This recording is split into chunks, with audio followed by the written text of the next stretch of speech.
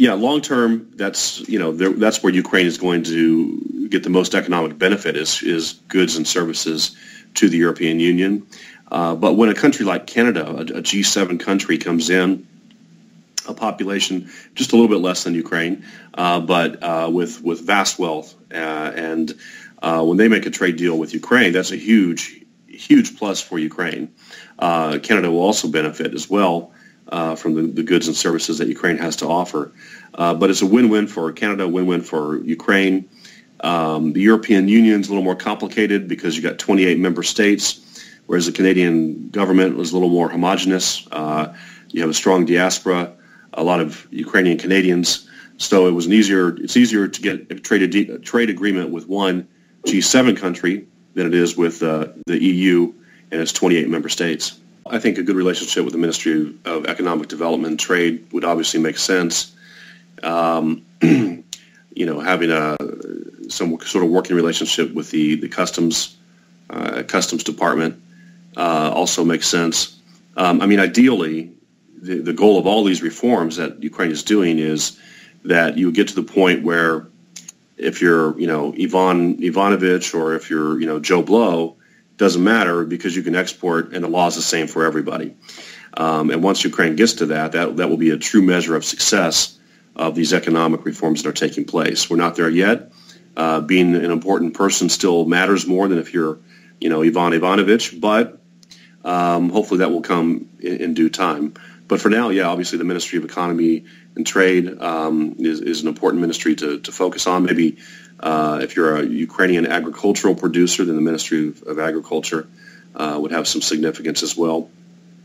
But for the most part, this government is, this is a government and an economy that's coming out of a war. This year we're going to get a 1.1% GDP growth, which is good. Last year was down almost double digits, so that's positive. But you got to start somewhere. So in general, my sense is, and from my interactions with the ministries and the government, there's not going to be any significant barriers to exporting, especially to Canada. I think there's a certain respect and appreciation for Canada within the Ukrainian government that there wouldn't be for maybe a non-North American country. So that's good. I think it bodes well for everybody. It's a kind of a win-win. And I think this government will do all it can to show its appreciation to Canada, as well as its own financial interest by assisting making sure this trade deal works. When government's not involved, other than just to collect its portion of tax or customs revenue, that will be the ideal situation.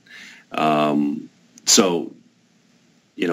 obviously not quite there yet. Right now, it's still good to have friends in the government, friends in the Ministry of Economy, friends in Parliament who can run interference, for lack of a better way to put it, when you run into some inevitable barriers. But let's see how this trade agreement works. It's a new trade agreement.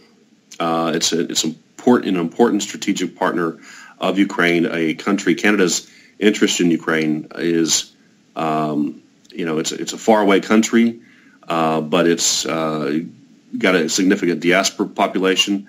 But Canada is doing this not necessarily because it's in its own strategic interest. It's doing it more from a friendly neighbor perspective than it is from, we really need Ukraine. There's other countries that Canada could deal with, but they chose Ukraine.